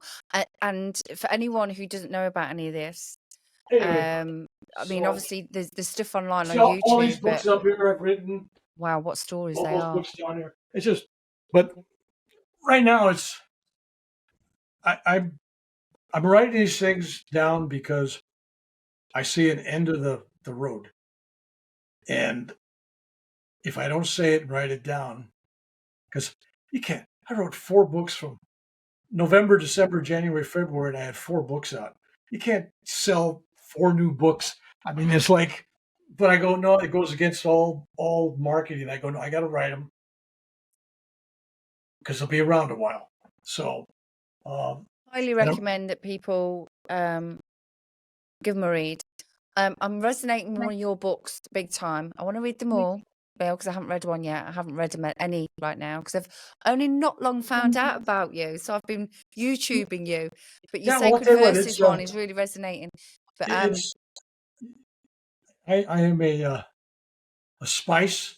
You want to just use a pinch. It's not like ketchup. You just can't put it on everything. A little bit of me goes a long way. But so I am going to be doing some more YouTube videos. I'm trying to get my thoughts and my teachings out there. Because when I'm gone, they have that and they have the books. I'm working on another book right now. It's going to come out in November. So I'm just rolling them out. It's just rolling out. And I got my books coming up. Well, my books are in German, Spanish, English, of course. But it's weird that Germany is one of my big markets. I go, who knew? Germans. And in India, the land of all this great knowledge, my ebooks, and I sell them really cheap there, like $4.95 or something like that, right? My ebooks. And my ebooks, I'm averaging about $225 a month for the last 8 years, just on ebooks, and I'm only making about $1 or something for each ebook, right? So that's like a lot of ebooks every single month for 8 years. That's like, and you would think that I'm basically taking what which the gurus teach and make very complicated and have rituals for everything and words for everything and mythology for everything. And they do all this great stuff. And I come to him and I spit it back to him, childlike, easy. Here, just easy. Same idea, but easy. People aren't looking for big explanations anymore. They're not looking for big wordages and stuff. It's like, no, they just want it simplest way possible. Simple, and in my yet last effective. readings, basically, my reading said, write your books simple, keep them simple, because people they don't want any more big books like 300 and some pages. They want 100 and some pages, 200 pages. It's like this generation, they don't want to read a lot of pages. They want short little stories. Every one of my book is a little short story, all nonfiction, and they deal with. Well, it's like, okay, for example, this book starts off the first chapter where I get a telephone call from the police thanking me for spending the evening talking some veteran into retiring or into giving himself up. They had 100 and some police surrounding him for 17 hours, and he killed one of them, and and everything. And this thing went 17-hour siege. And then when he gave himself up, he told the police that he gave himself up because Reverend Bill spent the night with him, telling him to, be calm and don't shoot anybody, and to give himself up. And so they called me to thank me, and I'm going, they thought that he was a little crazy because he said I was with him. And so they thought I was on the phone with him. I was sleeping a dead sleep the whole night. And I'm sitting on my couch. I hadn't seen the news yet.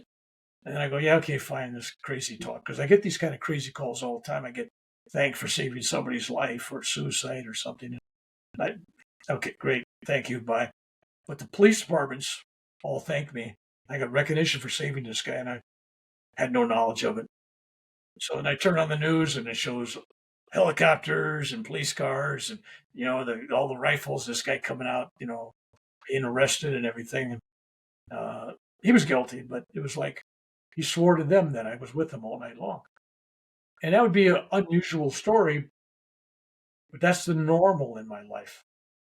I get people blaming me for being cured, being healed, stopping a suicide, making them sober.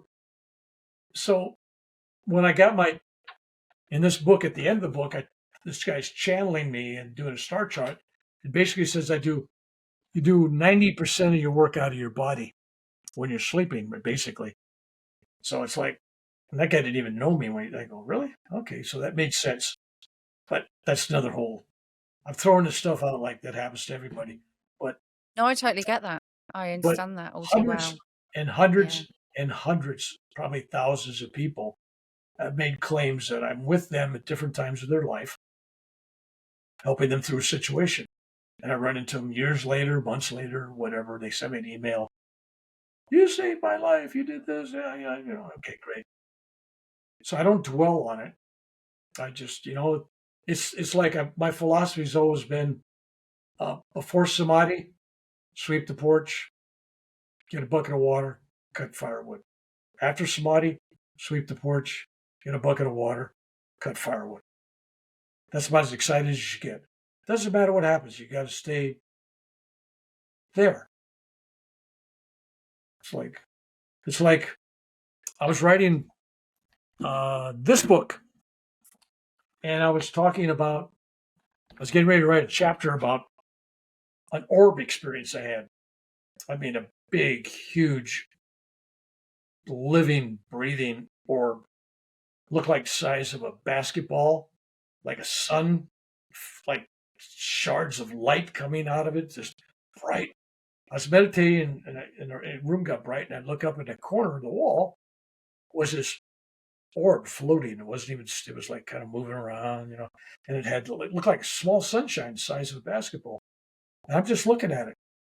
I'm going, oh, I'm feeling love, and something's getting downloaded at some level. It's like I was getting a download or something, but it was like just love. I didn't ask any questions. And then all of a sudden, there's this loud, like a sonic boom, like a bang explosion. Boom! And it just goes into thousands of pieces, like fireworks when they go off, and you see and there's like the light and all the shards of light, like glass, penetrating my chakras, just, and I'm just going, wow, that's really cool, right? But I thought, man, I better go upstairs. My wife's going to be worried. She's going to wonder what the explosion was. Nobody heard nothing. All right, so 25 years later, I'm going to write about that. And I thought, well, what's to say? I didn't know what it was all about. It was like, I was at my computer, sitting just a few feet over here in the same room. And I said, well, if that ever happens again, I'm writing out these questions. And I wrote like 20 something questions. It was on my screen, questions. Ever happens again, I got questions. I'll just ask this thing, right? And then I feel something looking at me, and I look up. And in the corner of this room, there's the same exact orb, blazing. I just look at it for, I don't know, 5-10 minutes, whatever. Felt loved. On my screen is the pictures of all the typed out questions. Boom, explodes, charge light come in, nobody hears nothing. Same exact experience, because I wanted to remember the experience to write about it. So I got the experience, and I didn't ask it one question, even though I'd just spent minutes before. If this ever happens again, I'm going to ask these questions. So it was like the universe laughing at me. Okay, you got the questions written. And I didn't ask one question, because it really is, when you have these experiences, there are no questions.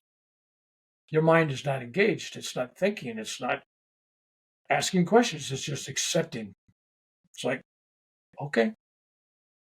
My feelings afterwards was, that was a living, breathing, I don't know about breathing, but a living thing. That was a spiritual, enlightened being. And the explosion, it penetrated all my chakras. It was like a download again. Like, okay, here's another upgrade your operating system. And I keep getting these experiences where my operating system keeps getting downloaded and upgraded, if that makes sense. Anyway, so when I wrote about it in the book, I put the two things together, but it's like when I was flying back home here last month from Texas, I was exhausted. And I look out the window, we're flying over Nevada at 34,000 feet, and I see these two bright lights on the ground on top of this little mountain. And all of a sudden they go, and then start little tiny lights. They keep coming towards the aircraft, right? We're getting bigger and bigger and bigger and bigger. And I get the lady next to me, and we're looking at this thing, what it was. And then all of a sudden they were all over the place. And I'm getting charged. It was like I was in the electric car charger, like I was getting. I finally took a picture of it, but I was in the middle seat, so it was hard. I got a picture of these things, and it was like. Did it feel anything? So. Because you're aware of that, you can see. Yeah, that. but then I posted something on it. People go, well, why didn't you take videos? Why didn't you take more pictures? You could be 1,000 questions to all doubt what you see and feel. And I'm going, look, I've flown probably 400 commercial flights and over 2,000 combat hours flying. I know things in the air. I'm telling you, there wasn't a reflection of light from the cabin, and everything else. But and then people go, oh, you got to ask people. You got to interview people. You should talk to the pilots when you're done. I go, why? I seen it. That's all I need. I don't need lady next to me saw it. I don't need to do a survey of the aircraft. It's like. Yeah, that's what I mean. Did anybody else catch it or be aware of it? Did you, or? She was next to me. She saw it. Yeah. Everybody else had their little shades down. And yeah. People are kind of in their own world a lot me. of the time, aren't they? It was for me. Yeah. So I love that. I love that. So that's in my next book I'm working on anyway. So, and I needed that energy because when I went back, the following week, I went to Los Angeles to do a exorcism. It's another whole part of life we didn't even talk about. Exorcism. They're real. There are dark figures. Not everybody says they need an exorcism or possessed. I'd say 90-some% of those people are just crazy. But there's that small group. There's real stuff going on. This was one of those. Anyway, so you asked me what I do. I'm all over the place on the map. So you do exceptional work, Bill. You are. No, you are. I'll tell you this, though. I don't know if it's exceptional. but I'm certainly one of a kind because who do you call? Ghostbusters, right? Who do you call when you got this? They had to I call. know. It's like I do this. I did an exorcism in Wales. I did California a couple times. And, I go around different places, and every time it takes a physical toll on me. It almost kills me. Yeah. Uh, Well, I mean, it really, really, it's dangerous. yeah, I yeah. tell I can people imagine. I know if what you don't it's know what like you're doing doing, energy work on the level I work at on people, and sometimes I'm like, after it can be, but I can't even imagine what that would be. That'd be like wiped out. so it's But that in itself is a fantastic topic of conversation. yeah. The guy flew me down to Southern California. I get this hotel, and I say, okay. So I talked to him for part of the day. I said, I'll be back. At 7:30. We're gonna do this thing, and I said, I'm gonna do most of it when I'm sleeping because I said, if you really need the belief, I could do the razzmatazz, I could burn the incense, I could do all this crazy stuff, make it look shamanism.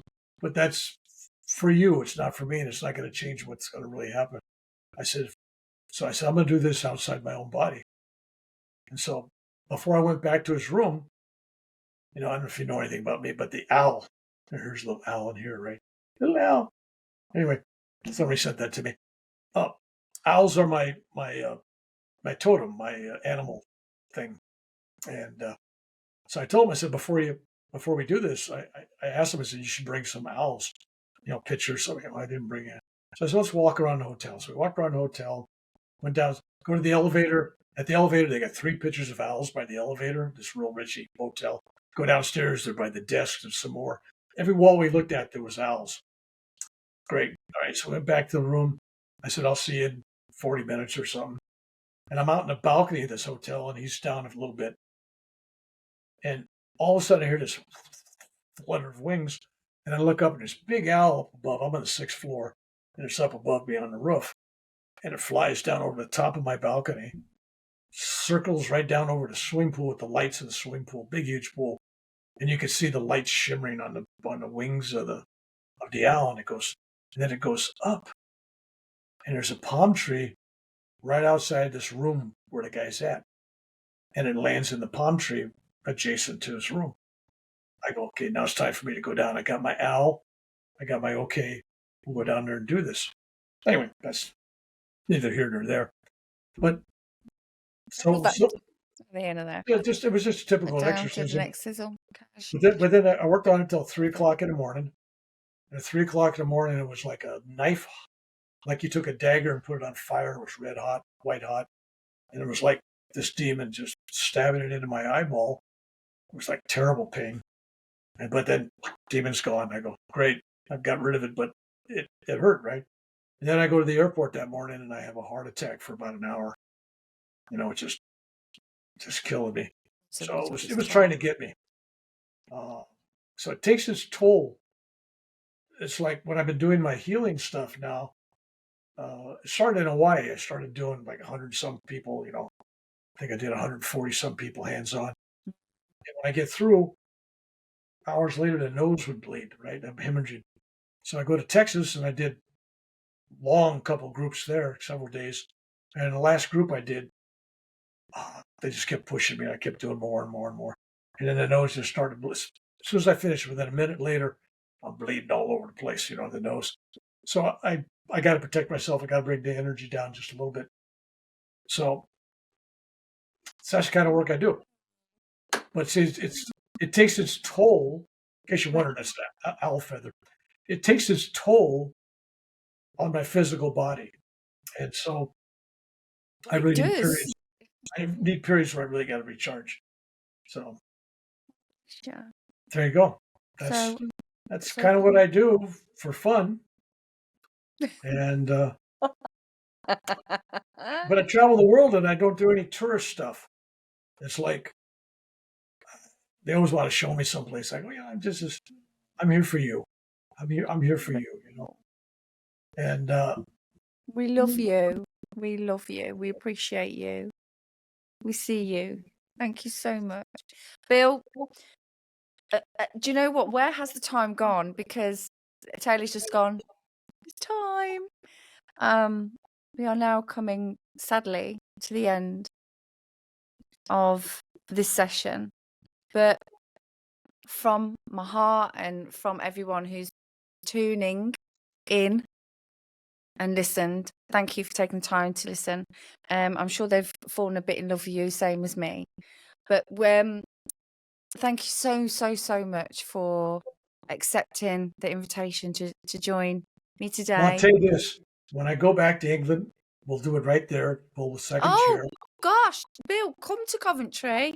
We'll come to the studio. We'll arrange a little gathering with Jeff and Tony and a little reunion. We'll go for a cup of tea. You get Tony. He's my buddy. Yeah, Tony. Oh, yeah. He absolutely thinks the world of you. I took him. Thank you, Tony, for connecting us. I took him over 3,000 miles in my truck. Just in Northern California, Oregon, and a little bit of Nevada. You know, I took Lake Tahoe, Yosemite, Mount Shasta, Mount Lassen, Mount St. Helens, the coast. I mean, I took him to all these beautiful places. And I kept telling him, I said, see it now because it's all going to burn down. And a lot of them are burnt. So I kept seeing fire everywhere. Yeah. California is not destined for greatness here lately. But he enjoyed. We know everything has a time and things. And Tony shares a birthday. Tony shares his birthday with my youngest grandson. And when he was here, we went out to dinner. And he's my guest. I took him, And we're celebrating my grandson's birthday and the cake and everything. And the whole time he kept his mouth shut. Never said anything that it was his birthday as well. Yeah. And later on, I found out, he goes, hey, I didn't want to take any light away from your grandson. And I go, how thoughtful. I mean, that's really thoughtful, right? So they share the same birthday and everything. So it was kind of cool. Tony, so much we love you. But so Bill. Yes. It's a date coming over to the UK and spend some time with this lot up here, the cool gang. And I'll get you in the studio and we'll talk more in depth. And for anyone who's interested in learning more about Bill and his journey and his experiences and his multitude of stories, and you've got so much to share. We haven't even touched the surface, really. You've got your Nadi reading stuff and everything. Just Google it, read it. It's all there. But he has absolute gold and magic to share. So 3 things for today: love, forgiveness, and gratitude. Keep it simple yet effective. So Bill, thank you so much again. I'm absolutely honoured to have connected with you. And till next time. And thank you everyone for watching.